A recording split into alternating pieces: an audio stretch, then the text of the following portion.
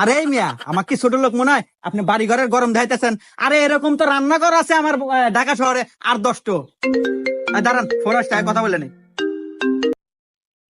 হ্যাঁ হ্যাঁ, হ্যালো বাজান। হ্যাঁ আব্বু কও। ও তুমি হেলিকপ্টার কিনবা?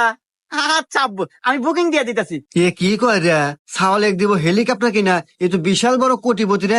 এক যদি মোবাইল দিবার পারি, এবার ঈদ আমাকে জাক জমক কাট পরে। হ্যাঁ আচ্ছা, ঠিক আছে ঠিক আছে। আরে ভাই, আপনি দালাল করে ডাক দিছেন, আমি তেমন মাইন্ড করি নাই। আমাদের এটা তো ব্যবসা, আমার দাদা করছে, তার দাদা করছে, আমার বাপ করছে, আমিও করি। আসলে এটা আমাদের বংশের ঐতিহ্যবাহী ব্যবসা। আপনি কি জন্য আছেন তাই কহেন।